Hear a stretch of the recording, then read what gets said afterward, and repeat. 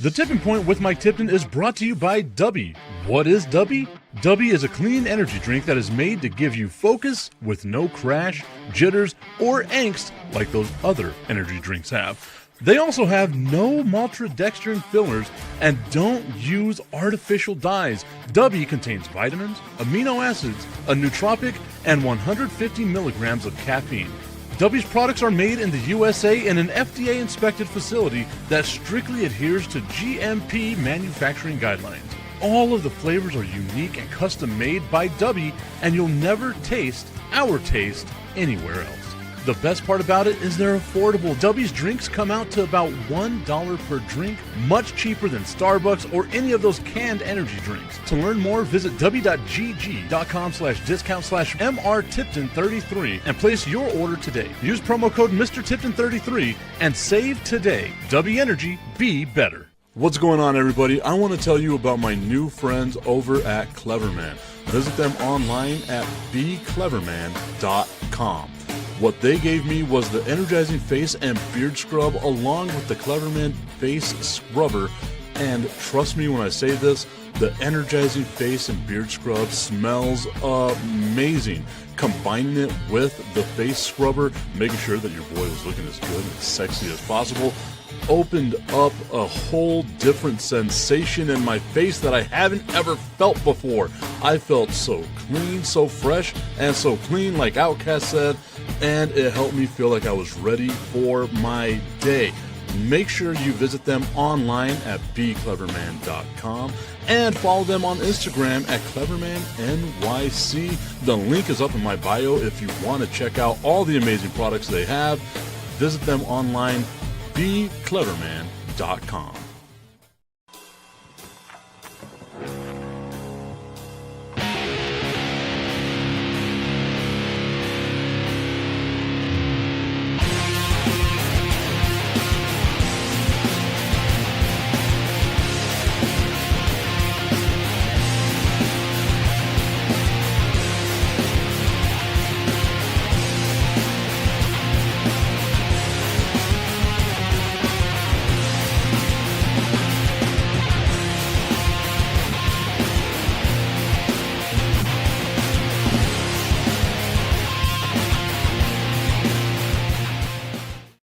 It is a TIP VIP Friday. Mike Tipton, Augustine Pimentel. Augustine getting in on the red eye last night to make sure that he was here to do the show, flying in from Mexico City so that he can be here to do the show, simply so that he can shit all over Victor Wembanyama, as what we were talking about in the beginning part. Before we started the show, we had like 4 minutes of pre-show, and it was Augustine getting ready to just take a huge shit on Victor Wembanyama. I see that Tommy's tuned in already. I know that Tommy's going to like whatever it is you have to say. So go ahead, Augustine. Start my day this way. Good morning, everybody, and welcome to the Tipping Point with Mike Tipton and special guest, me. And this is how... If we keep pointing to each other, it's got to be this way. Okay. Now it's like... Stop it. I know you don't want me to get into the subject because, getting on the plane, I was tired, long day. You saw what I had for lunch. It was pretty good, but it was different. It was good, but different. Here's the thing. Getting on the plane, sitting down, looking to my left, somebody looking at me going, "You're not going to say hello?" And I go, "Hey, man, how are you?" Ex-UTEP, really good friend, Miguel Ayala, who's now the coach at Franklin. One of the coaches, not the coach, one of the coaches at Franklin. And we were talking about, how NIL changed the game. It would have been nice when he was saying that it would have been nice for him to be at this era. But here's the real question that we talked about. And this is a question that you should apply to all the players out there right now. And I specifically pick you out because I think Wembanyama is not at that level. Is Wembanyama a great player? Or here's the question. Or is he an elite player? There's a big difference. There's a huge difference between those two. And this is what I want. Is Edwards great or elite?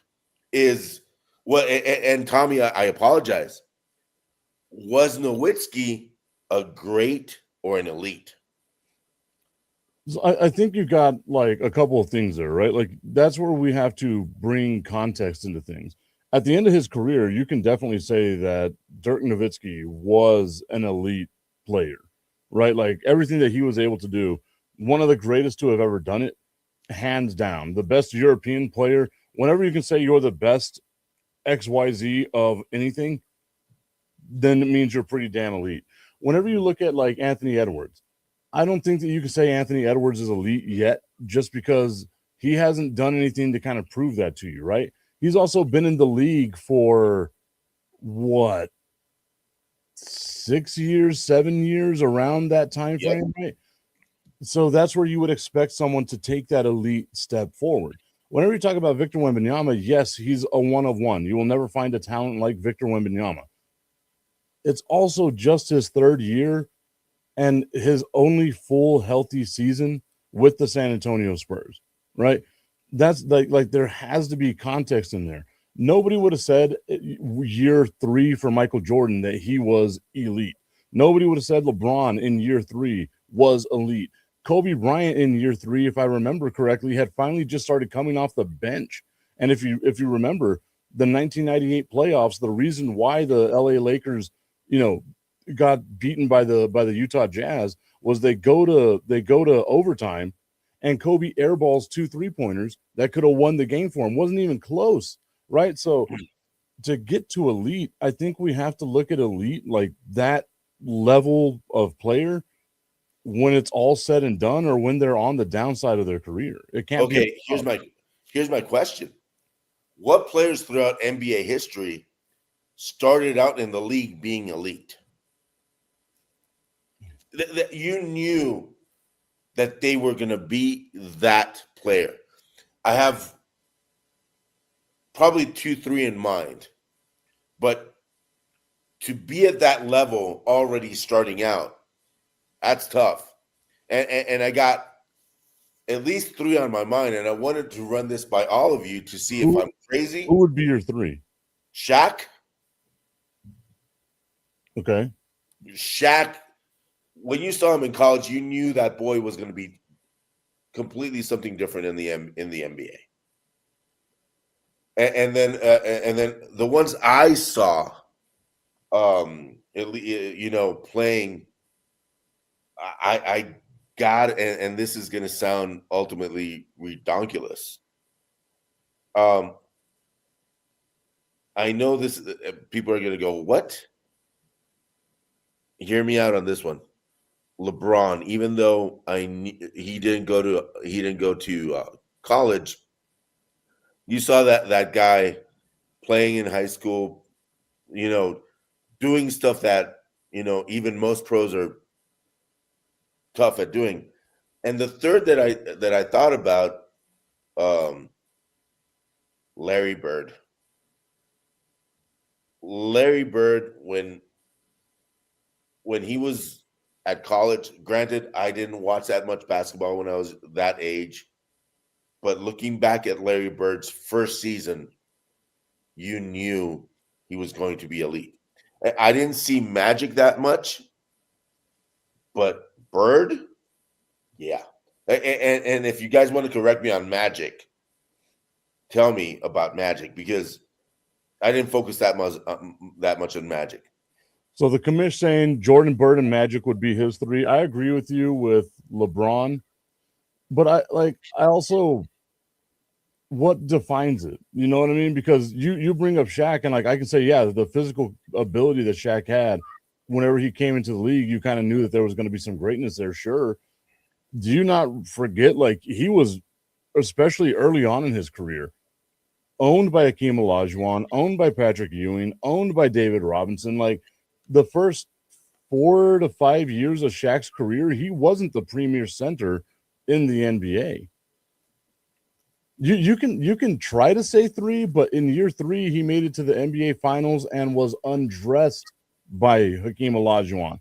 The next year didn't even get to the finals because he was undressed by Patrick Ewing. Okay, who didn't went to Orlando or went to LA and got with Kobe, got with some, better coaching, that he became Shaq that we fell in love with. And that was like 99, 98. Quick question there. Who did not get undressed by Hakeem? David Robinson.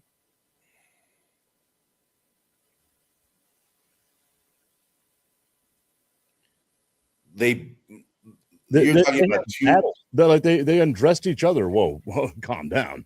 But like, hey, no Bistrilla on the show today. But like it to me, it's like not as cut and dry. Like if you're just going off of like the physical ability, then yeah, of course, Shaq, LeBron, Wilt Chamberlain, right? Like you knew that Kareem Abdul-Jabbar, when they came to the league, they were going to dominate the league.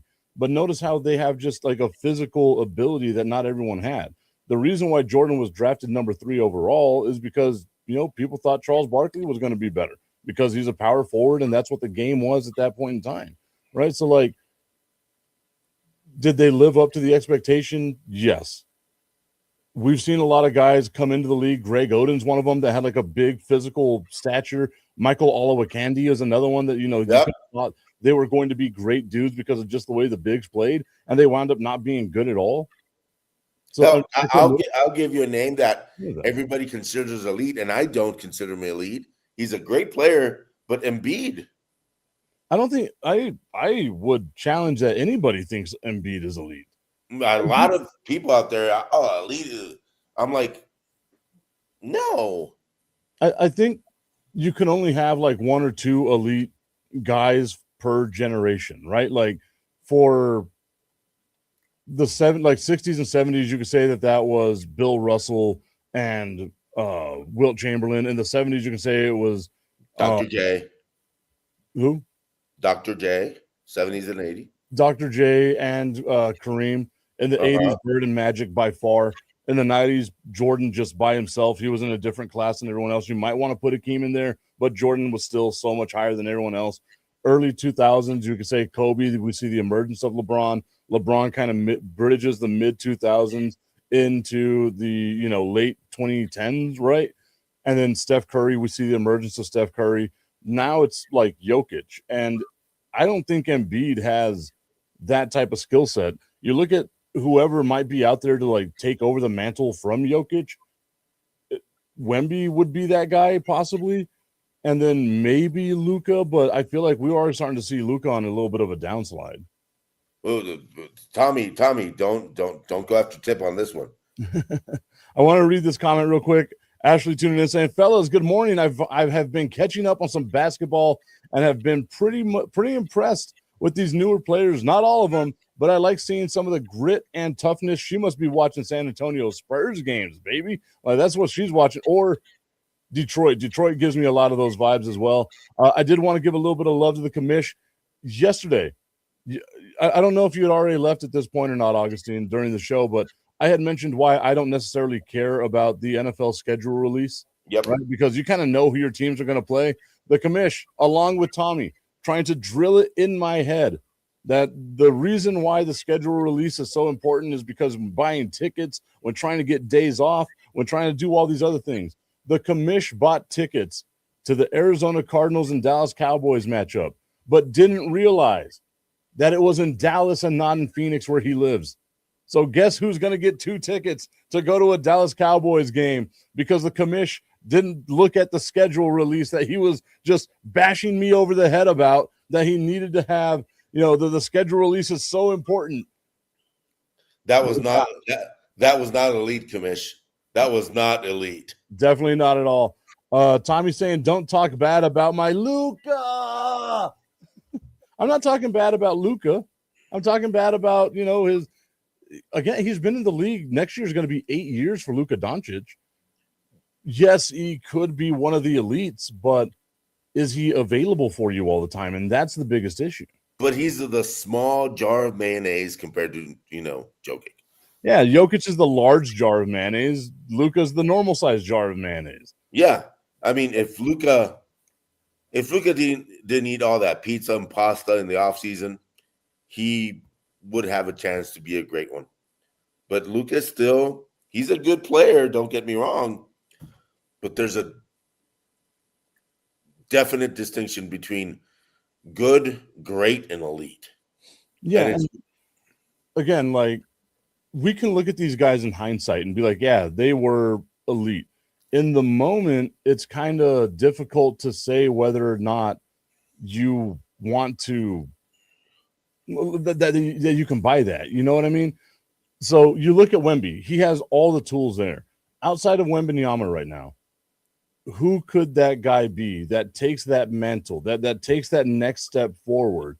And I'm having a hard time identifying that person. Maybe it's Cooper Flag, but I got to see more out of Cooper Flag, right? yeah, Maybe it's Shai Gilgeous-Alexander, but I don't think his game translates to being a game that people want to watch because of the way that he's a free throw merchant, right? Like we can just say what it is. He goes, he gets fouled, he gets to the free throw line, he gets his buckets. Not hating on the game, it's just not pretty. And if you hated James Harden, you have to hate Shai Gilgeous-Alexander because they're basically the Spider-Man meme. So for me, it's like, it's too early to call anybody that's within like their first 5 years elite, right? We have to see continued success, continued progression. Once you get past that 5-year threshold, then you can start being like, you know what, that guy's elite. Because if you judged elite against Steph Curry the way that we're trying to judge it against Wembanyama, Steph Curry basically missed his first 3 years because of all the ankle injuries. He was a lot of people don't realize he was this close to not being on the Warriors, to being just flat out released because of how often he was injured. Yep. and one more thing. In order to get to that elite level, because we have to be an NBA player, you have to be a really good player. The bench of the bench of the bench at the NBA could kick our butts with one hand behind their back. Yeah. Here's my question. Do you also need an elite executive staff to get the right pieces around you, like Wemby needs?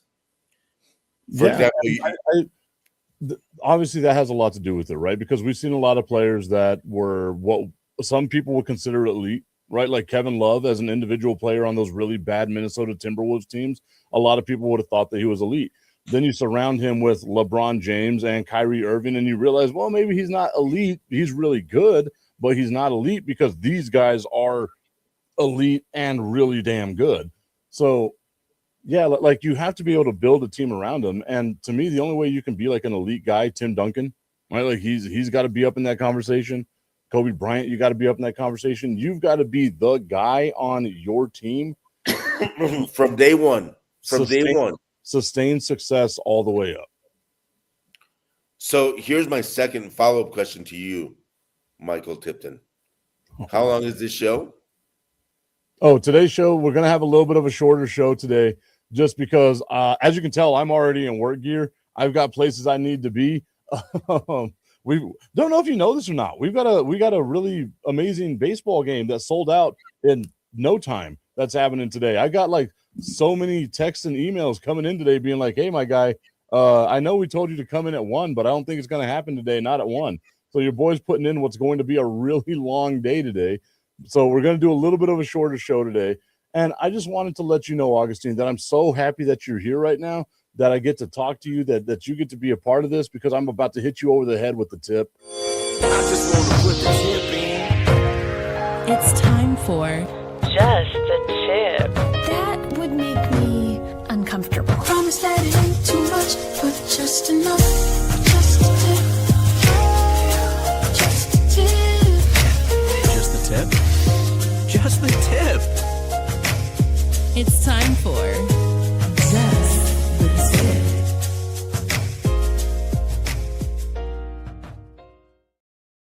Just the Tip is brought to you by our friends over at www.myhappynuts.com. Augustine, you know as well as anybody that it gets hot, it gets muggy in El Paso. www.myhappynuts.com is rocket science for where the sun don't shine, making sure your boys are feeling nice and good. I slathered myself up today because I knew I've got myself a long day. And you want to know something? With as uncomfortable as it might be outside, with as uncomfortable as I might be having to do all these things today, my boys are going to be nice and comfortable all day long, smelling good, feeling fresh, no duck butter, no issues like that happening with me. And by the end of the day, it's going to be even smoother and better than it did to start the day. Augustine, how great is that? Go to www.myhappynuts.com, use promo code Mike Tipton at checkout, and save on all of your male grooming needs. That was elite. That was generally, yeah. One day, like, I'm going to write a script, and it's not going to be as funny as if I just come off the top of my head with it. Oh, no. When you write a script, it's gone by the third, by the third word. Mainly because I don't know how to read. That's what happens when you graduate from Socorro High School. You just don't know how to read. Okay, so obviously you've been keeping up with the NBA playoffs. I did want to talk a little bit about the schedule release because that happened yesterday. What are your thoughts on the NFL schedule release? You already know mine. I couldn't give two shits about it. And that's me about it, because at the end of the day, you have to win the games to get to the playoffs. You have to win the games to actually go to the Super Bowl, and you have to win the Super Bowl to actually win the Super Bowl. Duh. That's a duh kind of thing. And wait, you have to win games? When you have to win games? No matter when they're on your schedule? What? Yeah. You can't worry about what other people are doing. You can't be like the commission and notice that the game is in Dallas and not in Phoenix or wherever it is. Hey, I got 2 tickets and I got them for the cheap. Thank you, commish, for not paying attention to the thing that you told me I should pay attention to. But yeah, commish, that was not elite. That was really, that was like, that was like UTEP at the old WAC conference. That was, no, wait, they were good back then. Dang it. How bad was that? Eddie Arellano saying ouch to Socorro because I dared to make fun of my alma mater. Look, man, it's not making fun of my alma mater. It's making fun of myself. I like to laugh at myself. My apologies to all of my Socorro brethren out there, but they know how I feel. I got nothing but love for it, representing Socorro at all times, even whenever I don't need to be representing Socorro at all times. And I make Socorro look bad 90% of the time. Hey, it's not like they can read what's on the screen anyway. Got him. But even to this day, and even in the NFL, I think we have to make that distinction of good, great, elite. Tom Brady, elite. Joe Montana, elite. John Elway, elite. Dan Marino. I think whenever you look at elite, that's where you have to start bringing in the individual accomplishments, right? Like, what have they done? And I think that a championship has to be one of those defining factors, whether you're elite or not. But then look at it at baseball. Barry Bonds, we can say is elite, but he never won a championship. And again, I'm one of these people, like, I don't put a lot of weight in championships because it's a team sport. But if you're going to be one of the greatest of all time, and I guess football, because it's a little different, maybe that's what it is. Maybe baseball is just a little different because you have a ton of amazing baseball players. Ken Griffey Jr. never won a championship, right? Like, all these amazing players. Ted Williams never won a championship. Like, you can go down the list of, Hall of Famers, certified studs that never won a championship in baseball. I don't know if you can necessarily do that in football outside of, like, Barry Sanders, maybe. So is Barry Sanders outside of the elite conversation because he never won a championship? I think we got to define what makes a player elite. You know what I mean? And that, putting that baseline, that's probably the hardest part of any of it, because here's a question. Was Terrell Davis an elite running back? No. He was really good for a short period of time. I think elite has to have staying power, right? Like, a lot of people hate on him. Emmitt Smith. you can say Emmitt Smith was elite, if not the most elite. The 3 championships, the 18,000 more rushing yards than anybody in the history of the game, more rushing touchdowns than anybody in the history of the game. That is an elite running back. Yes, you can say how much of it is the Cowboys' offensive line. I assure you, Emmitt Smith would have been great on any team. No, but we go back to the question of how good was your front office as well. Yeah. So here we're making that distinction to at least football and basketball, that in football you really need that great player with that great supporting cast, which was Emmitt Smith. And we go to Wembanyama when he doesn't have that supporting cast yet, but he's got Spurs fans believing. Yeah. And how elite is that? If one player can make an entire fan base go, yeah, we have a shot. Even the ones that aren't fans think that the Spurs should win this year's NBA championship. I don't care what anybody says. When you got a player that's the equivalent of a xenomorph,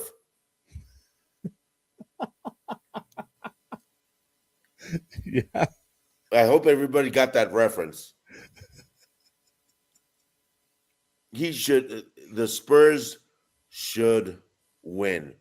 Yeah, he's got a lovable supporting cast, but that's 7'8" wingspan of a Boeing 747, changing shots all over the court. Tommy hating on the Spurs, saying, nope, let's go Thunder. But he said, let's hoe Thunder. The Thunder are some hoes. I will say that right there. I look at Chet Holmgren. I know his hoe ass is just out there hoeing it up, being a hoe for show. That effort. I do not like Chet Holmgren just by proxy because Wembanyama doesn't like Chet Holmgren. Well, and here's the thing. Regular season, and I know a lot of people are going to go, oh, Augustine, that's regular season. Regular season, the Spurs were 5-1 or 4-1. 4-1. Yeah. So, I mean, here's the thing. I think Wemby is already elite because of what he does. If you take Wembanyama out of that team, any team you put Wembanyama on is a championship contender just at the start of the day. And that's the difference between a great player and an elite player.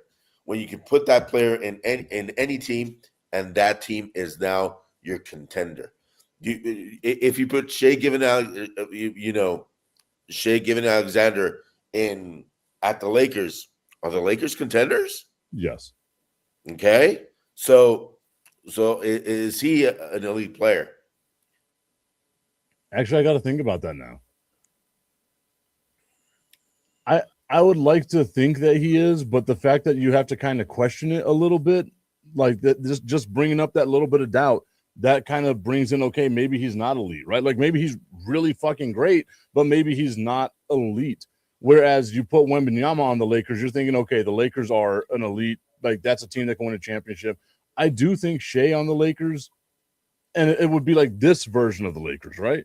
Would have to be a championship contender, but I don't think there's a guarantee there. Do you know what I mean? Well, there's never a guarantee in sports. Yeah. But at least you have that ultimate as a Laker fan, are you bumping your chest? Are you doing all that? Jason Tatum at the Celtics, were they elite this year? No. The Celtics? No. Would have they been better with their superstar, without that injury? But I mean, honestly, I think out of the two of them that are there, Jaylen Brown or Jason Tatum, Jaylen Brown might be the more elite-esque of the two of them. I think he's more important to that team. So is Tatum an elite player, or is he just a great player?